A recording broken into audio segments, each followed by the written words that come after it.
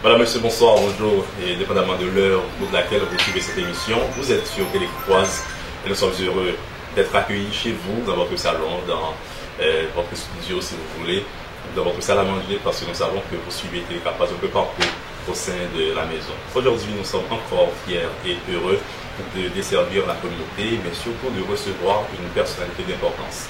Il s'agit d'un officier de communication, d'information, je dirais trop, d'un attaché de presse ou du porte-parole de l'ambassade américaine en Haïti. Il s'agit de M. Carl Adam, qui est de passage dans le Nord, c'est sa première visite d'ailleurs dans le département du Nord, mais notamment à Cap-Haïtien, la métropole du Nord. M. Adam se trouve à l'ambassade des États-Unis en Haïti. Il est, comme nous l'avons dit, attaché de presse, mais notamment porte-parole. Il l'avait dit lors d'une petite conversation que nous avons eue avec lui. Il a la possibilité d'intervenir sur les positions que les États-Unis règnent, si vous voulez, en Haïti, mais lui-même qui est en Haïti, il est là pour parler de la politique américaine, mais nous verrons avec lui un peu plus son objectif, ou bien l'objectif de sa visite ici à Cap-Haïtien. Monsieur Thomas, pas Thomas, Carl, il y a aussi des Tom Adam, comme nous en avons parlé. Monsieur Carl Adam, vous êtes là avec nous à Télécroise. Bonsoir, bienvenue, nous sommes heureux de vous accueillir chez vous, comme nous l'avons dit. Nice métier. Content de vous accueillir. C'est ça. Non, merci beaucoup. C'est vraiment gentil. C'est une grande opportunité à parler, à exprimer notre position. Vous, nos observateurs, les Capoises, les Capois, merci beaucoup. Enchanté. C'est une grande ville, c'est une belle ville. Je suis vraiment impressionné par la ville. Normalement, j'habite à Port-au-Prince, mais vraiment, j'adore ici la région du Nord. C'est vraiment impressionnant. Merci beaucoup pour la réception.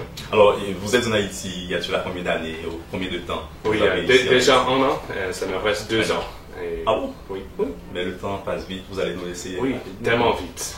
Nous sommes tellement actifs. Ici, c'est un pays vraiment intéressant. Les Haïtiens, c'est vraiment une peuple dynamique. C'est vraiment le développement ici a vraiment tenu une vitesse extraordinaire. Mais vous avez visité d'autres coins, d'autres régions, d'autres départements, d'autres communes en Haïti depuis votre arrivée. Est-ce que c'est la première, si vous voulez, commune ou bien ville que vous avez visitée depuis votre arrivée en Haïti à Port-au-Prince? J'ai visité quelques autres villes comme Jacmel. Le week-end passé, je viens de Île-à-Vache. C'était vraiment belle, donc il faut sauter par Okai pour y arriver. Mais aussi Saint-Marc, j'étais une fois à Port-au-Prince. Donc j'ai visité quelques endroits ici en Haïti. Vous connaissez Haïti mieux que certains Haïtiens. On peut, mais j'espère de bien connaître l'Haïti dans les 2 ans qui me restent. C'est vraiment... Pour retourner y vivre ou pour en parler à vos amis là-bas? Est-ce que c'est pour retourner vivre en Haïti après l'avoir connu? Mais c'est pour aller en parler aux Américains qui pourraient être tentés par la Oui, j'espère. Non, il y a beaucoup de potentiel ici touristique. Je crois bien que le développement du secteur touristique est une opportunité pour les Haïtiens. Les plages, les montagnes, il y a toujours les belles vues des montagnes, de tout. Ça fait rêver. Oui. Non, j'espère bien que les Américains peuvent bien découvrir l'Haïti. Vous pensez qu'arriver aux États-Unis, vous pouvez dire ça et ça peut inciter les gens à venir découvrir. Et vous savez, j'espère des paroles, vous avez vu et vous avez vécu. Le fait d'en parler aux amis, aux concitoyens de votre pays. Oui, non, il y a moi-même, personnellement, j'adore la cuisine haïtienne. Donc, le griot, le lambi, surtout les fruits qui n'existent pas aux États-Unis, les mangues. Maintenant, c'est les mangues comment dit-on, de Baptiste. Rosalie. Non, il y a plusieurs façons. Non, je vous aide à trouver le nom. Oui. En tout cas, c'était juste pour nous une sorte d'introduction pour, encore une fois, vous souhaitez bienvenue à cette émission, mais à Cap-Haïtien. Mais vous avez visité d'autres villes, mais Cap-Haïtien également. Qu'est-ce que vous découvrez comme particularité entre toutes ces villes que vous avez découvertes? Non, ici, c'est une ville un peu décoloniale. C'est intéressant que l'architecture ressemble à l'architecture qui était là depuis longtemps. À Port-au-Prince, je comprends que ce n'était pas le cas. Avant, il y avait l'architecture historique, mais maintenant, à cause des tremblements de terre, beaucoup de ces genres de bâtiments sont détruits.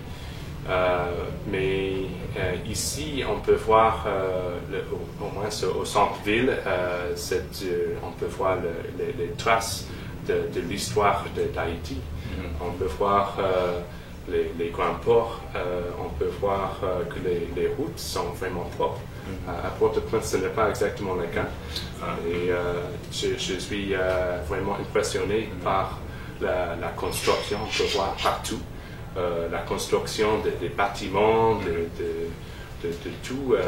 C'est un signe que ici au Cap, les affaires, ça bouge. Vous pensez que les États-Unis peuvent être intéressés à venir implanter ou bien faire des projets ici de développement plus durable à plusieurs niveaux, si vous voulez, vous pensez que les États-Unis seraient intéressés au nord de manière générale, mais au Cap haïtien? Oui, bien sûr. C'est ça la raison pour laquelle, après le tremblement de terre, l'USAID a établi la région du Nord en tant que région prioritaire. Ils ont établi le parc industriel de Kerkol. Ils ont beaucoup investi dans le développement. Je crois qu'ils ont déjà, je ne crois exactement le chiffre de combien d'emplois ils ont établi dans ce parc industriel, mais c'est déjà beaucoup de monde. Et ils continuent à investir dans la région du Nord parce que c'est une opportunité, pas seulement touristique, mais économique. Et je crois menée par les Haïtiens et gérée par le gouvernement haïtien, ils peuvent continuer ce développement, cette croissance économique dans le Nord, parce qu'il y a vraiment les ressources, pas les ressources comme le pétrole, pas les ressources comme, je ne sais pas, les minéraux, mais vraiment les ressources humaines.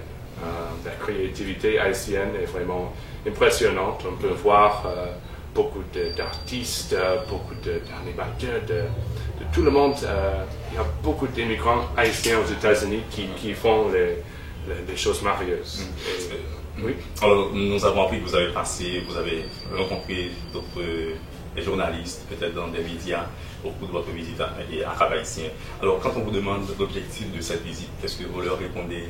En tant qu'attaché de presse, il faut savoir la presse. Donc, merci pour l'invitation. Et non, c'est pour renouveler le contact.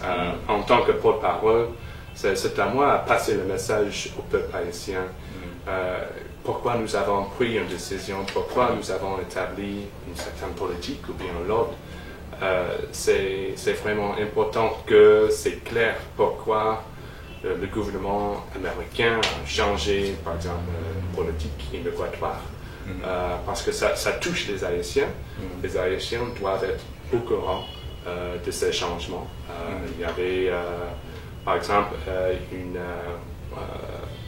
conférence de presse à l'ambassade avec notre section consulaire pour parler des questions consulaires parce que ça touche beaucoup d'Haïtiens. Il y a 1 million d'Haïtiens, plus ou moins, qui habitent aux États-Unis. Ils envoient beaucoup d'argent en Haïti et travaillent beaucoup aux États-Unis. Et beaucoup de ces agents aussi retournent aux États-Unis de manière directe. C'est un partenariat. Ouais. La relation s'est basée dans ce partenariat.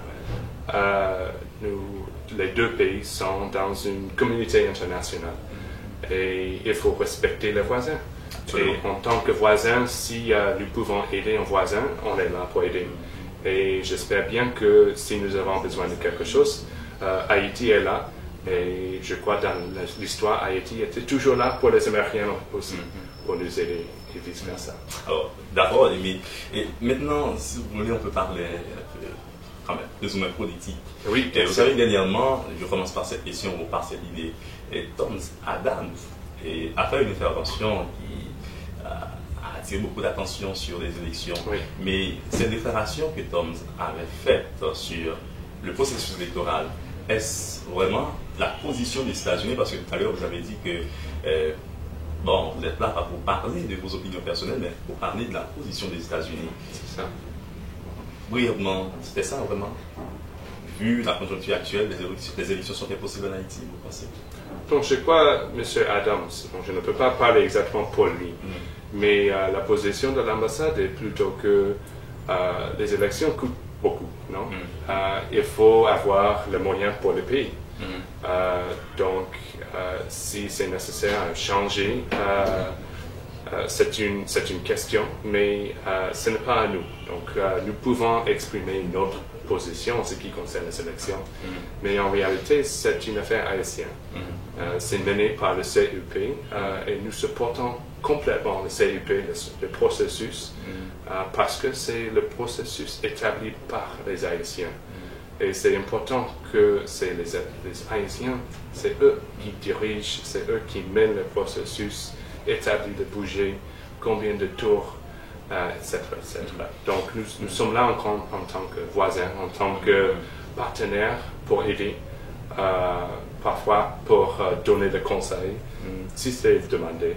Mais nous ne voulons pas être responsables des élections. Ça, ce n'est pas de tout notre rôle. Mais est-ce que vous êtes conscient, en tant que porte-parole, mais je le dis comme ça en tant qu'Américain, est-ce que vous êtes conscient de l'influence, de la force du leadership des États-Unis en Haïti? Lorsque les États-Unis font une déclaration, à tort ou à raison, est-ce que vous pensez que ça a du poids sur la balance, ça peut influencer complètement quel que soit le processus? Oui, la relation est vraiment étroite.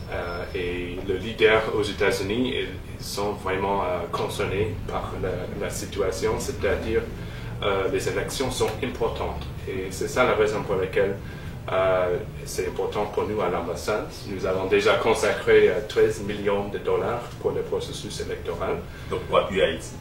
Pour Haïti, pour les Haïtiens, pour mener les processus. Mais ça reste beaucoup d'argent.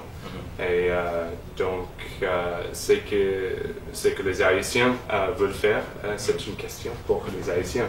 Et on est là pour aider, pour supporter et surtout pour renforcer les institutions. Maintenant, le président est là, et il n'est pas en parlement. Mais les Haïtiens aiment, je crois, le président, ils veulent un gouvernement complet.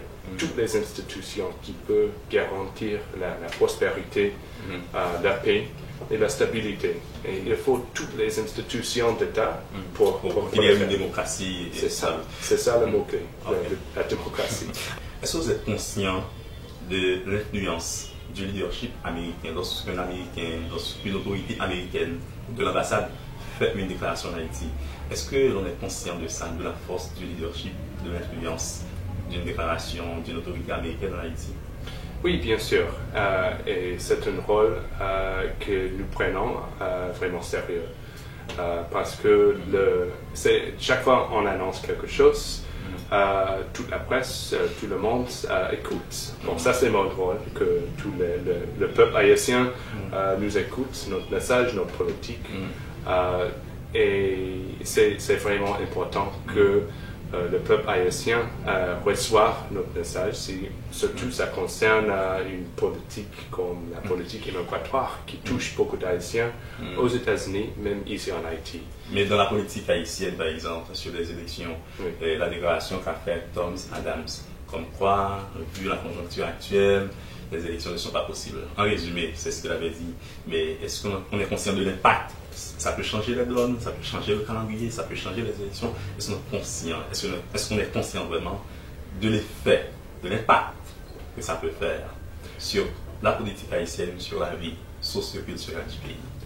Donc, je ne suis pas d'accord avec votre résumé, mais en fait, nous sommes au courant que chaque fois on donne une conférence de presse, une annonce de presse en ce qui concerne la politique haïtienne, tout le monde réagit. On a vu récemment avec le discours de Tom Adams que tout le monde a réagi. Et c'est important que les Haïtiens ils comprennent notre point de vue. Mais est-ce que Tom Adams il vote? Non. Est-ce que moi je vote? Non. Est-ce que les Américains à l'ambassade ou bien aux États-Unis ils votent? Non. C'est une question qui concerne les Haïtiens.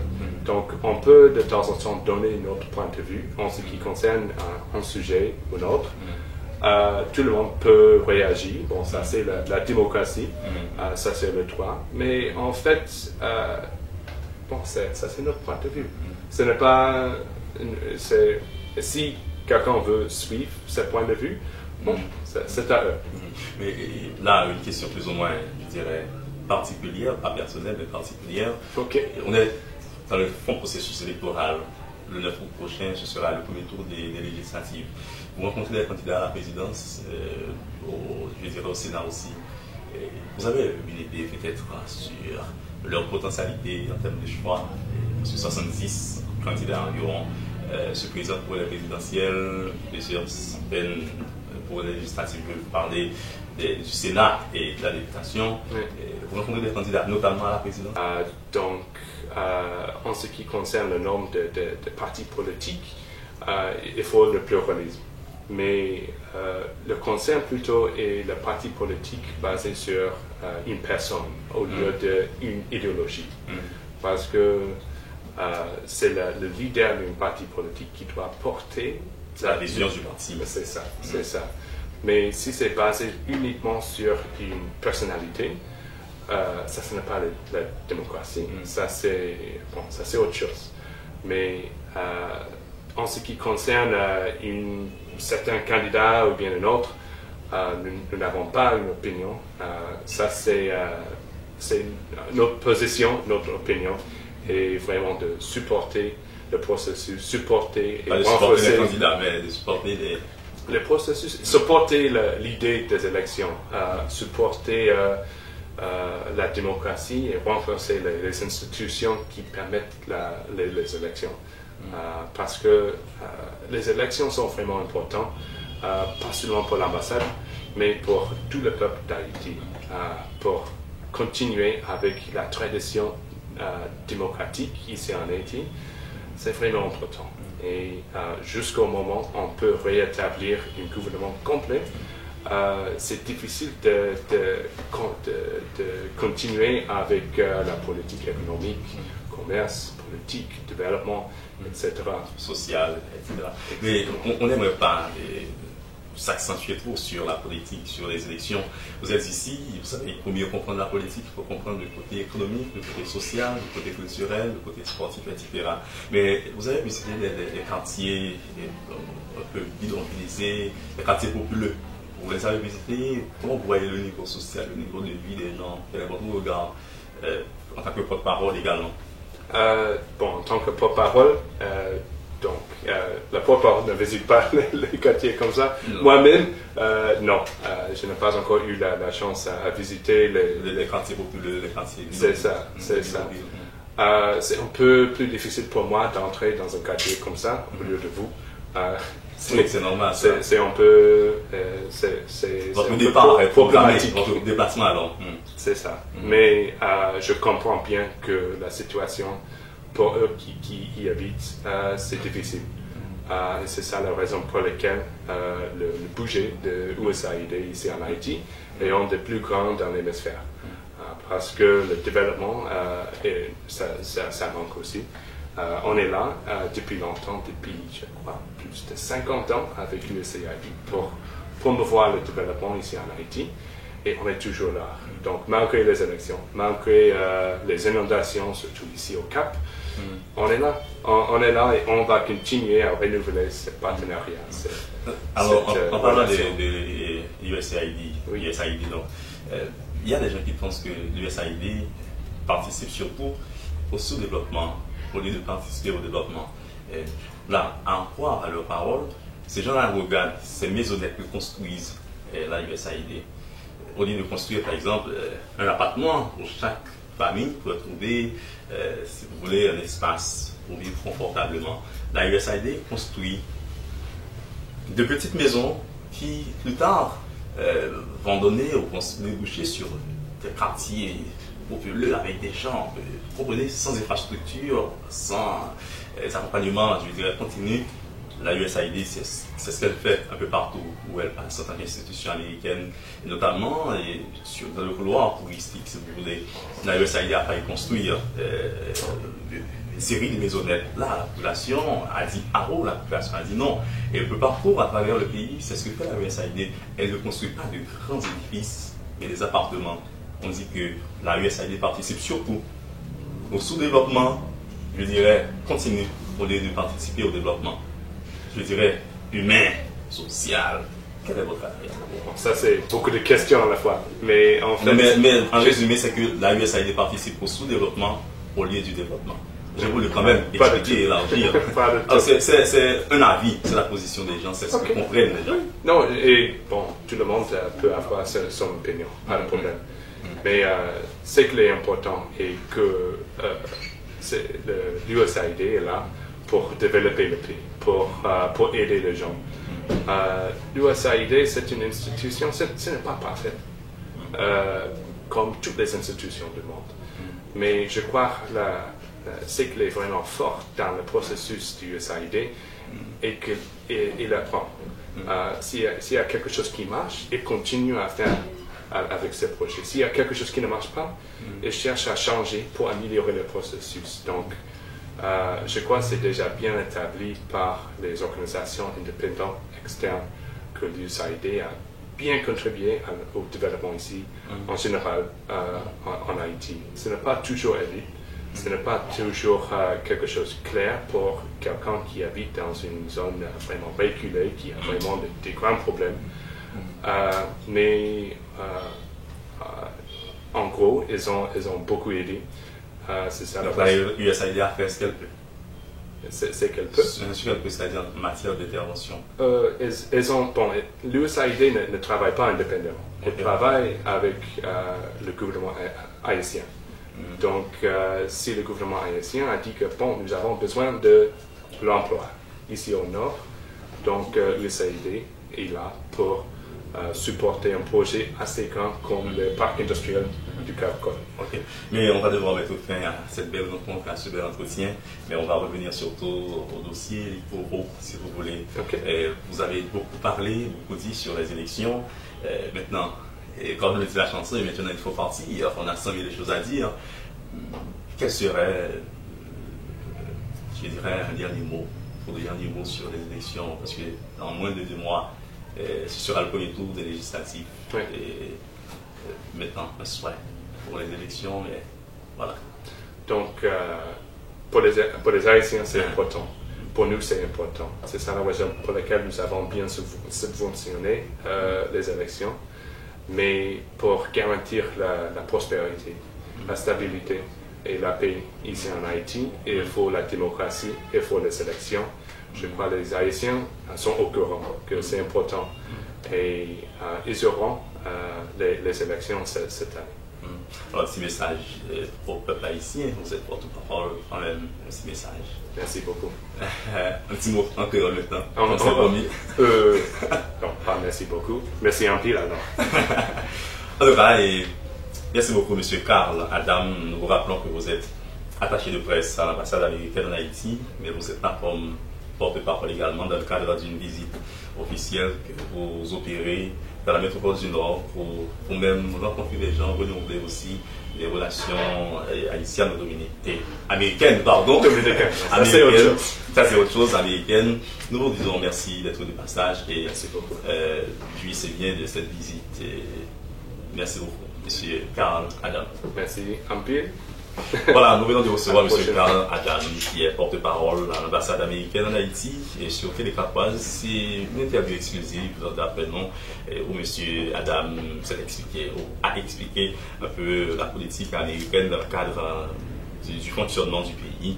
Donc, il a parlé aussi des élections, il a parlé de sa visite, il a parlé de la beauté du pays, mais encore de la beauté du département du Nord, de la région Nord, du Cap haïtien, qu'il a visité. Nous remercions nos animateurs, nos accompagnateurs, disons mieux, la couronne qui était à la caméra. Nous remercions aussi le réalisateur de cette émission, M. Edith Constamment, comme nous remercions toute l'équipe technique qui assurait la réalisation de cette émission sur Télécapoise. Je suis Jean-Jules Desaugustes. Suivez cette émission tout au cours de la semaine qui sera diffusée donc, sur nos ondes. Télécapoise, la télé de la cité christophienne. Au revoir. À la prochaine.